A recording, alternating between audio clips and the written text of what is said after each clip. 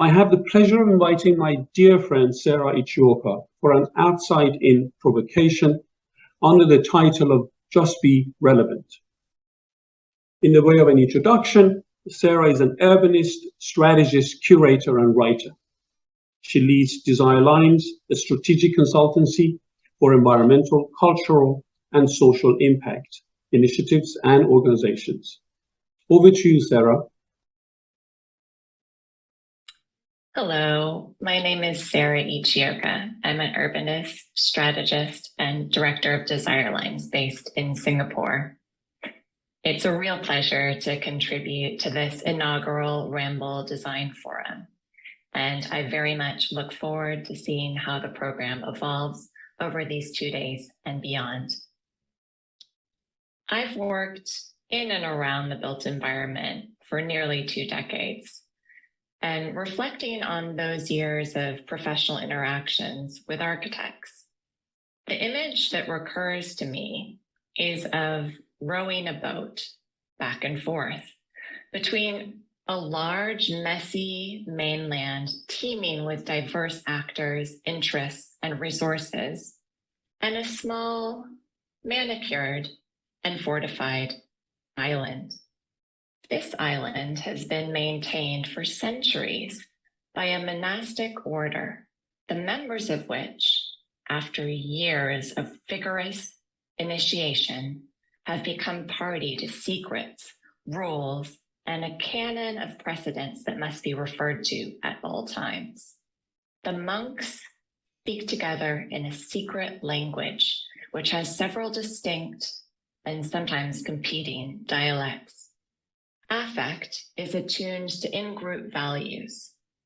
Erudite cynicism and knowing references are highly prized, whereas worthiness and earnestness are more likely to be derided as signs of weakness. When a foreign vessel approaches the island shores, border guards scan its markings and check its crew's credentials.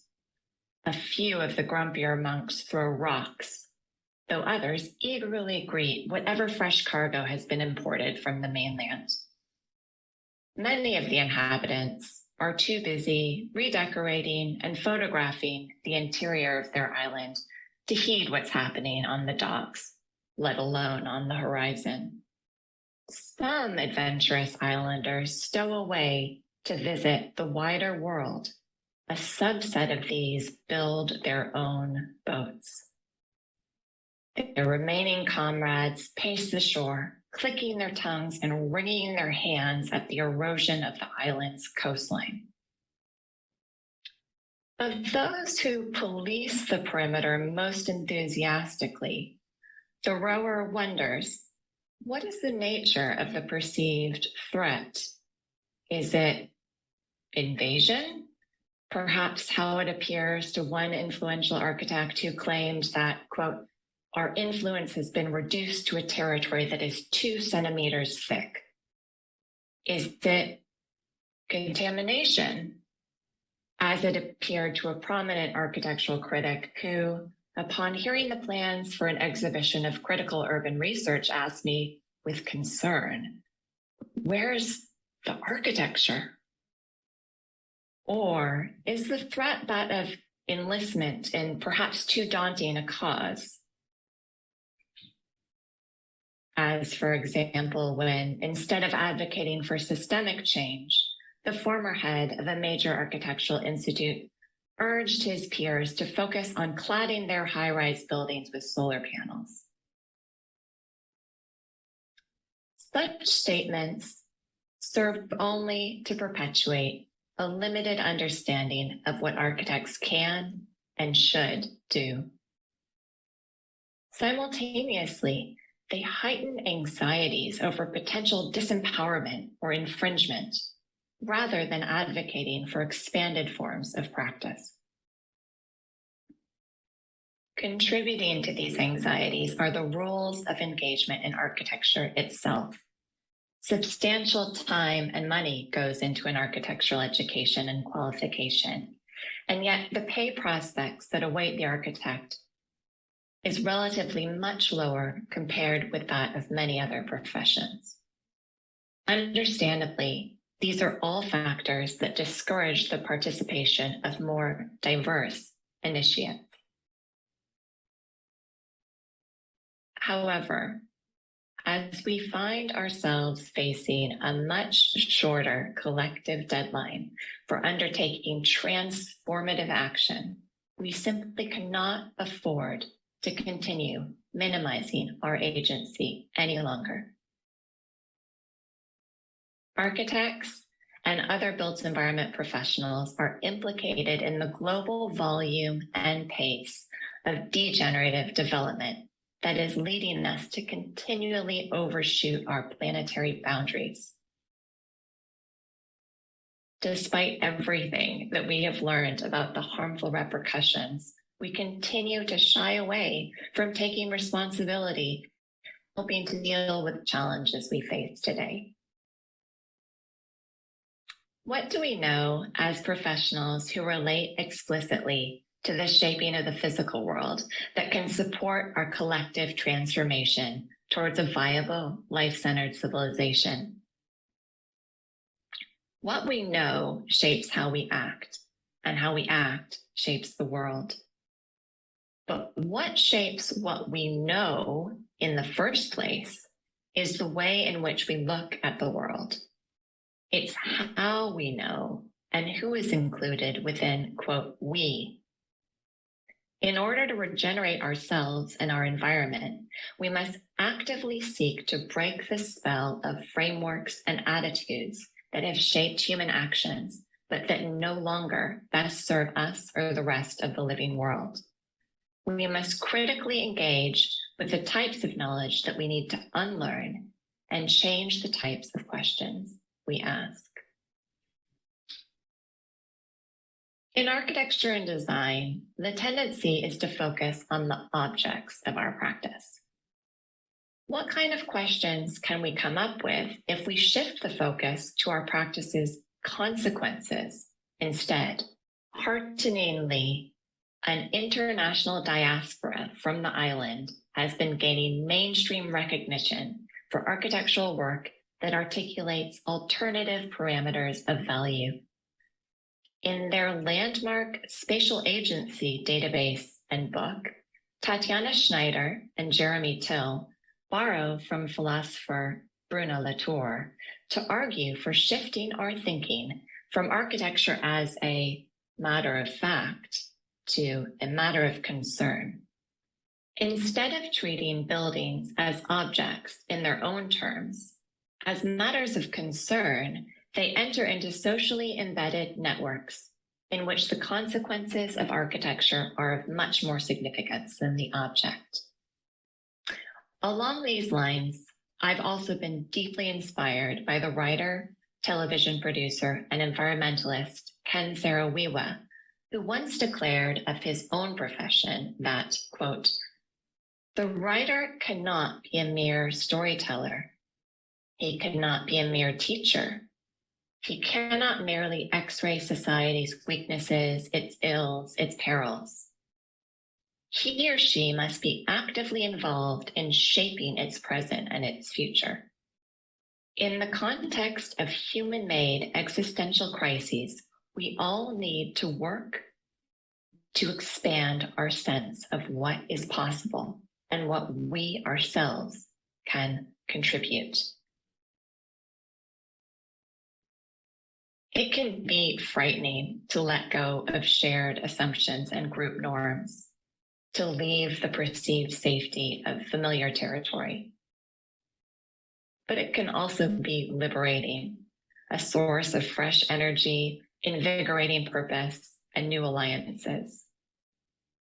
The architect and educator Nabil Handy calls us to be relevant. Handy has had an accomplished career as a consultant to NGOs and development agencies for participatory action planning and upgrading urban informal settlements around the world. Before this, he had seen his role as an architect merely as someone who designs buildings. His call to be relevant came at a conference called The Purpose and Meaning of Architecture, where one of his colleagues, an anthropologist, asked him, "Why is it that every time you meet, you architects," and we could substitute designers, possibly engineers here as well, talk about the meaning and purpose of architecture? You can carry on doing that for 50 years, or you can just stop and be irrelevant. This caution remains relevant for us at this event today. This same adjective, relevant, was used by architect and educator Marina Tabassum to describe her own work. Her studio focuses on projects within her home country of Bangladesh. In a marked departure from some previously valorized types of architecture, such as an Olympic stadium or an international museum franchise, Tabassum has attracted acclaim for work grounded in her region's materials, climate, and culture, and which integrates concerns of environmental and social impact for some of the world's most vulnerable ecosystems and people. She defines architecture not as a building or an object-making process, but as an agenda much larger than just making nice-looking buildings. She calls architecture that goes beyond and strives to make an impact the architecture of relevance. Moving beyond these discussions about architecture, how do we think about and practice design in a way that is truly relevant to the challenges of our time, rather than merely being referential? How can we shift from a state of self-referential knowingness towards conditions of expansive curiosity and grounded reciprocity? This is a process that requires a different kind of knowledge, a way of knowing that is embedded and embodied and that complements our technical knowledge. A holistic knowledge system would encompass, alongside that technical knowledge, self-knowledge, interpersonal knowledge, intergroup knowledge, and knowledge of place. Self-knowledge emerges from diligent practices of self-discovery through active healing from trauma, mindfulness, lifelong learning, and self-compassion. To achieve interpersonal knowledge, we must train ourselves to actively listen and to articulate our questions, intentions, and requests in clear language. Gaining intergroup knowledge requires us to think of positionality. Who is doing the knowing? What kinds of knowing and knowledge are valued? These are inquiries that aspire to lasting relevance, especially when we incorporate the perspectives of future generations and other than human life forms. Finally, a knowledge of place requires us to comprehend natural and cultural elements, whether currently visible in informal solutions, historically present in healthy ecosystems and indigenous practices, or emergent. There are some banished knowledges, to use the term of James Segude, which may also need to be recovered. How then do we bridge this knowledge to design? One of the best descriptions I've found of this way of working comes again from Nabil Handy, who writes, "Practice is about opening doors, removing barriers to knowledge and learning, finding partners and new forms of partnership, building networks, negotiating priorities, opening lines of communication, and searching for patterns. It means designing structures, both spatial and organizational, and facilitating the emergence of others, balancing dualities. And all of this in a world which is inherently unequal and unstable, working with all levels, working between levels. In a world filled with uncertainties, when we collectively shift from knowingness to relevance, our activated attention and empathy can turn conditions of the unknown, the new, the changing, into prompts for humility, curiosity, and possibility.